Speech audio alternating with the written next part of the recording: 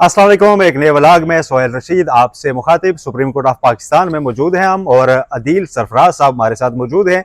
कुछ बहुत बड़ी खबरें, कुछ बहुत अहम खबरें जिनका शायद इंतज़ार बड़े अरसे से था कि अक्टूबर में क्या होगा, वो खबरें आज आपसे शेयर करेंगे। सुप्रीम कोर्ट के अंदर जो सुलह हो रही है वो बेसिकली सुलह है या अलविदाई तकरीबात हैं, ये आपके सामने इससे जुड़ी हुई खबरें रखेंगे। इसके अलावा मुस्लिम लीग नून और मियां मोहम्मद नवाज शरीफ साहब के लिए परेशानी के इंडिकेटर्स फील्ड पर क्या नजर आ रहे हैं, फील्ड जर्नलिस्ट जो हैं वो क्या फील कर रहे हैं कि क्यों मियां साहब को परेशान होना चाहिए या उनको कम अज कम परेशान होने की तैयारियां शुरू करनी चाहिए। अदील साहब बहुत शुक्रिया। सबसे पहले मच अवेटेड खबर लोगों को दे दें, खुद बता दें। सर इतलात यही है, हमारे दोस्त तारक चौधरी साहब सीनियर कुलीग हैं हमारे, अभी उन्होंने ये खबर दी है कि सुप्रीम कोर्ट ऑफ पाकिस्तान में आपको मालूम है जब भी कोई जस्टिस रिटायर होते हैं तो अलविदाई इशाइया दिया जाता है। एग्जैक्टली और एक अलविदाई इशाइया वकला की जानिब से, बार एसोसिएशन की जानिब से दिया जाता है। एक अलविदाई इशाइया सुप्रीम कोर्ट खुद देती है, रजिस्ट्रार हो या ओवरऑल, वैसे सुप्रीम कोर्ट की जानिब से ही उस जज को दिया जाता है। और अब आपको मालूम है एक नई रिटायरमेंट भी करीब है, जिसको कल तक शकूक व शुबहात का इजहार जिस पर किया जा रहा था और आज उसमें काफी हद तक यकीनी किस्म की सूरत हाल नई रिटायरमेंट किया जी। चीफ जस्टिस काजी फाइज साहब की रिटायरमेंट अब 25 अक्टूबर को, और किसी और शोबे के किसी बंदे ने रिटायर नहीं होना। 25 अक्टूबर को जनाब काजी फाइज साहब की रिटायरमेंट से कबल अब खबर यह है कि कैटरिंग वालों से राब्ता किया गया है सुप्रीम कोर्ट की बड़ी खबर, और बताया गया है चीफ जस्टिस काजी फाइज साहब की अलविदाई पार्टी के लिए कैटरिंग का ठेका दिया जा रहा है। कैटरिंग के लिए जो सामान होता है खाने पकाने का सारा, और वो तंबू कनातें लगती हैं, वो ठेका दिया जा रहा है। आम लोग भी सुनते हैं, उनको बता दें। बिल्कुल, तंबू कनातों का ठेका। नहीं, तंबू कनाते तो शायद ना लगे क्योंकि वो सेरेमोनियल हॉल में होगा। अच्छा, मगर नहीं, बाहर का हाल में भी होता है। वो हाल में तो साकिब निसार साहब कराया करते थे सर, कवाली नाइट भी हुआ करती थी।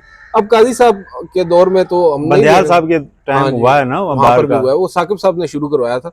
अब यहाँ पर ज्यादा से ज्यादा सेरेमोनियल हॉल में, वो आपको मालूम है, आप भी आते रहते हैं, इस तरह जो सेरेमनी है वो यहाँ पर होगी। मगर आपको मालूम है पहले यहाँ पर जो सुप्रीम कोर्ट में तकारीब हुआ करती थी उनमें जिनकी कैटरिंग आई जाती थी वो थी मोनाल रेस्टोरेंट की।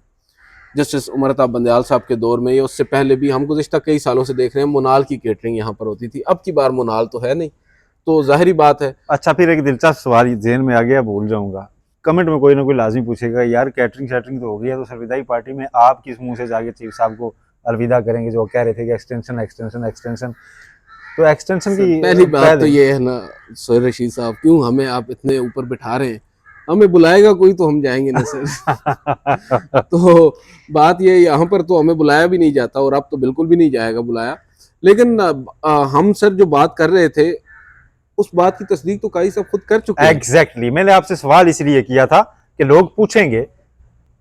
हमने जब नए अदालती साल पर उन्होंने कहा कि जी मैंने मना किया है, तो खबर चलाई जी कि वो इनकार कर रहे हैं, तो उन्होंने अगले दिन उस खबर की वजाहत जारी की कि मैंने सिर्फ पर्सन स्पेसिफिक से इनकार किया है, यानी सब के लिए हो, सबका भला सबकी खैर, तो I am okay with it.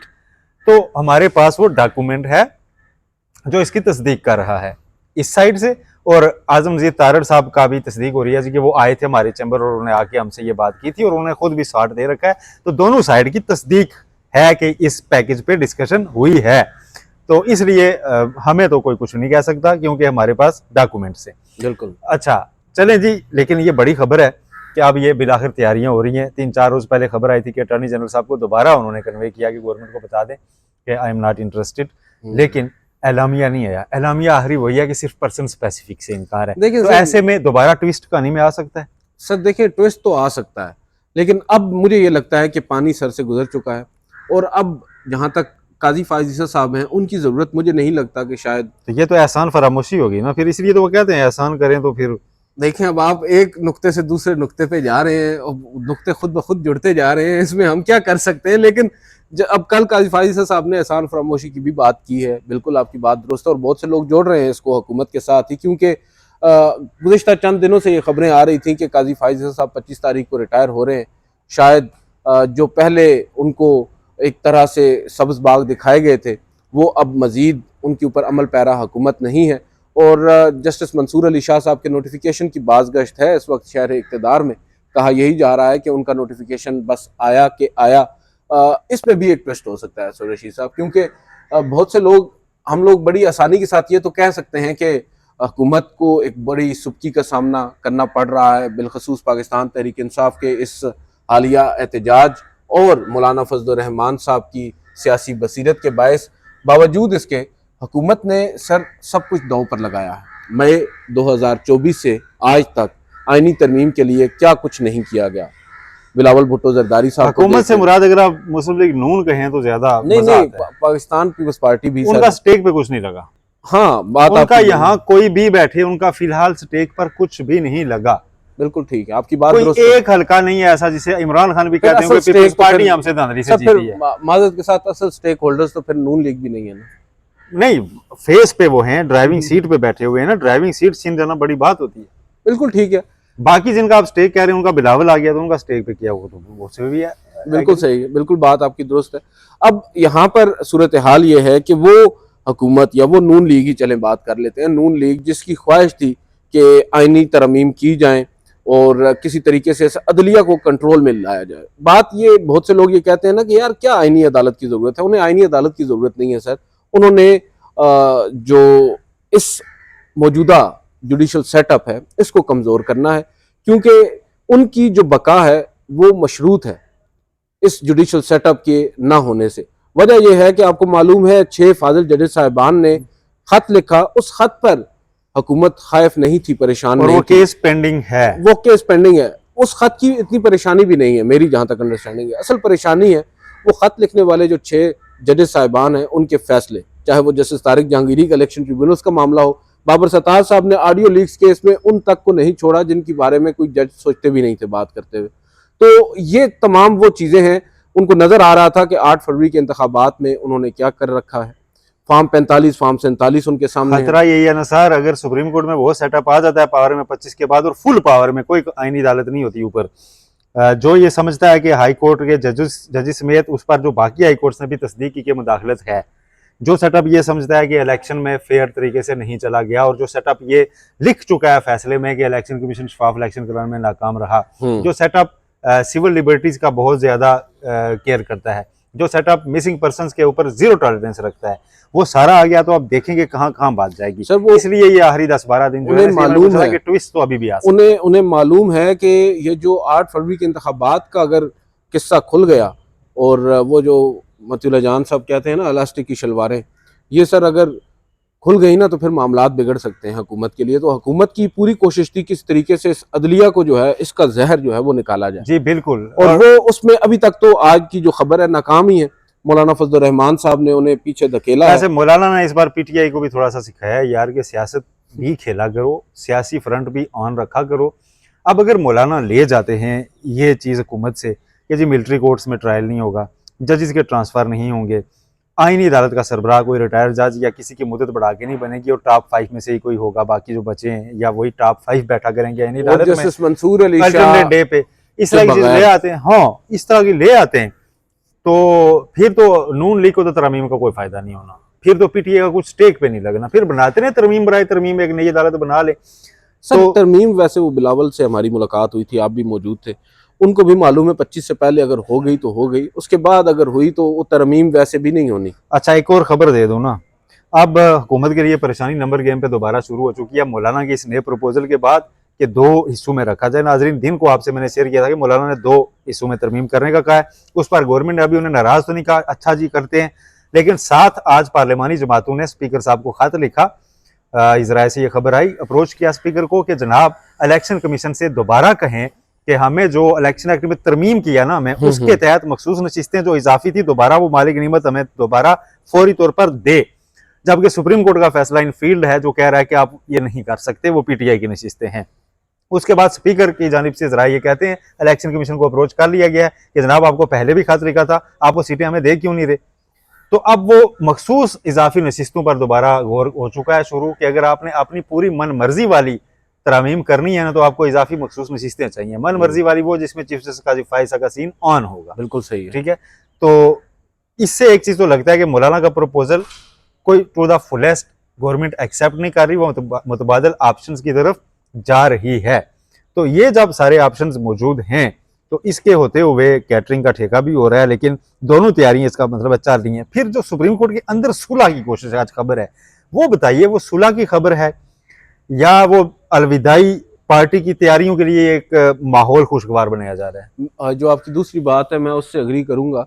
ये बज़ाहिर नज़र यही आ रहा है कि एक कोशिश की जा रही है इस तासुर को ज़ायल करने की कि जजेस साहिबान के दरमियान जो लड़ाई है वो शायद इस नहज पे नहीं है कि जजेस साहिबान कर्टसी विजिट्स भी ना दें या डिनर्स भी ना दें, और उसके ऊपर अजान ब्रेक कर लेते हैं थोड़ा सा।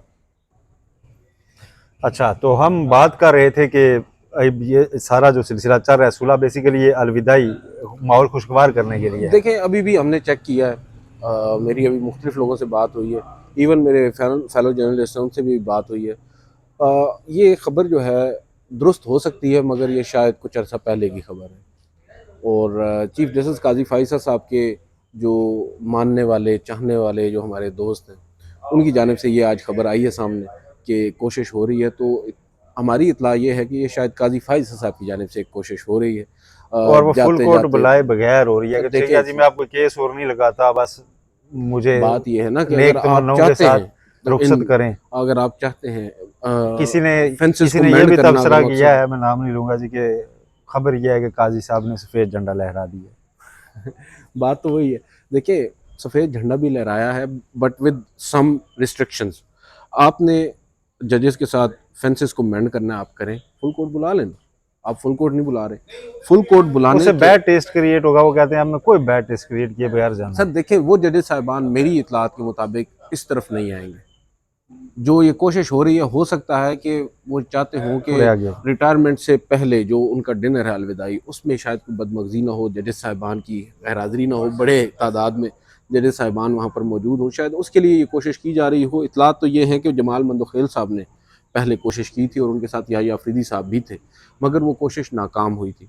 उनकी जानिब से अगर आप सोचें, मैं उनका मतम नज़र बयान नहीं कर रहा मगर उनका मतम नज़र तो ये होगा ना कि भाई आपने हुकूमत को 2/3 अक्सरियत देकर हमारे तो हाथ पैर बांध दिए, अब आप कह रहे हैं कि मैं सफ़ेद झंडा लहराता हूँ।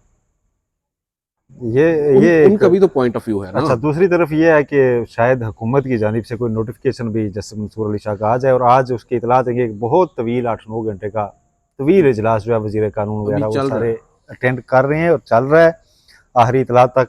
और उसमें काफ़ी सारे ऑप्शंस यही ज़ेरे गौर हैं कि क्या मुस्लिम लीग नून के लिए कुछ फेवरेबल सिचुएशंस है भी तरमीम, या इनको फिलहाल बिल्कुल ही डेफर कर दिया जाए, साड़ी इतनी दाल गली जाए किसी से भी ना गलन दे, या फिर नोटिफिकेशन जारी कर दें। नज़र ये आ रहा है कि ये मामला कुछ दिनों के लिए तो मुखरी होगा और एससीओ समिट के बाद ही एक दफ़ा फिर तूल पकड़ेगा। वो तो आप समझ रहे तौर पर एक चीज़ अभी बड़ी इंटरेस्टिंग है ये भी कि नोटिफिकेशन होकर भी नोटिफिकेशन वापस लिया जा सकता है। हाँ, नोटिफिकेशन की क्या है, जब तक ओथ नहीं हुआ तो नोटिफिकेशन विड्रॉ हो जाता है। तरमीम करने से पहले नोटिफिकेशन कर लिया जाए, नोटिफिकेशन के बाद तरमीम कर ली जाए, फिर नोटिफिकेशन और नहीं, यहाँ का नोटिफिकेशन बरकरार भी रहे, आईनी अदालत आ जाती है और उसके सरबराह अगर दोबारा चीफ साहब बन ही जाते हैं तो उनके इख्तियारात ज़्यादा होंगे, वो तो मसला ही नहीं है। बहरहाल जी, जाते जाते आपको हनीफ राजपूत की ग्रिल अच्छी लगती है? सर मुझे तो मुनाल की भी अच्छी लगती थी, वो खत्म हो गई है ना, उसको तो हम नहीं कर सकते। देखिए अगर अलविदाई पार्टी में आपको किसी ने दिल छोटा ना करे, ना बुलाया, तो हम शाम को खुद चले जाएंगे, नहीं रूफ टॉप पे बैठेंगे, ठीक है? बिल्कुल ठीक होगा। टेस्ट तो वही होगा, यहाँ उसे मंगा के खाया जाए या वहाँ जाया जाए। बहुत शुक्रिया आदिल सरफराज साहब, आपने गुफ्तगू सुनी। थोड़ा सा दोबारा दोहरा दें कि सुलह की कोशिशें जो हैं वो बेसिकली वाइट फ्लैग है। मखसूस नशस्तों की नज़रसानी अब कमेटी रिकन्स्टिट्यूट होकर भी नहीं लग रही। बज़ाहिर अभी तक ये है कि चीफ जस्टिस काजी फाइज साहब रुखसत ले रहे हैं और उसकी जो अलविदाई पार्टी की आज की खबर है कि उसके लिए कैटरिंग के ऑर्डर्स अब किए जा रहे हैं। और मुस्लिम लीग नून के लिए परेशानी हमने बताया था, इंडिकेटर्स वो रह गए। वो इंडिकेटर्स वो सर इमरान खान साहब के साथ जो बात बहुत से लोग ये दावा कर रहे हैं कि शायद कोई मुलाकात हुई है हालिया चंद दिनों में। जब मुलाकात हुई नहीं हुई, लेकिन उन्होंने एडजर्नमेंट प्रोसिक्यूशन ने भी ली है और इमरान खान की टीम ने भी ली है और वो मामला 1921 तक जोड़ा जा रहा है ना सर। एक तो अली गंडापुर साहब जो पुरस्कार तौर पर गायब हो गए और फिर उनकी जानिब से एक सत्र आई सामने उनके खिताब के आखिर में कि अच्छी खबर आ रही है और अच्छी खबर नोटिफिकेशन आ रहा है कल या परसों, 2 दिन बहुत। दूसरी जानिब जो नून लीग के लिए परेशानी है वो ये है कि ये सब कुछ हो क्या रहा है अचानक से, क्यों कर तब्दीली आ रही है मंजरनामे के ऊपर। वो सिचुएशन को एक्सेस कर रहे हैं, असेसमेंट कर रहे हैं और उसमें अपनी स्पेस देख रहे हैं कि कहाँ है। कल ख्वाजा साद रफीक से कोट करके किसी साफ़ी ने लिखा हुआ था कि पार्लियामेंट में उन्होंने कहा कि 1 साल तक इमरान खान को भी समझ आती है वो हमारे साथ होंगे, लेकिन हम दोनों अपोजिशन के ट्रैक पर होंगे। तो फिर हुकूमत के ट्रैक पे कौन होगा, ये सवाल समझना बहुत मुश्किल नहीं है। वो जिन्होंने कैंपेन चलाई है आईनी तरमीम अब करने की, तो सारी बार्स में गए हैं, लेकिन मुबारक हो गए सारी बार्स अब एलामिया जारी कर रहे हैं कि हम इन तरमीम के साथ नहीं है। जनाब बिलावल भुट्टो जरदारी के दौरों का ये नतीजा निकल चुका है। बहुत शुक्रिया आदिल साहब, अपना बहुत ख्याल रखिएगा। अल्लाह हाफिज़।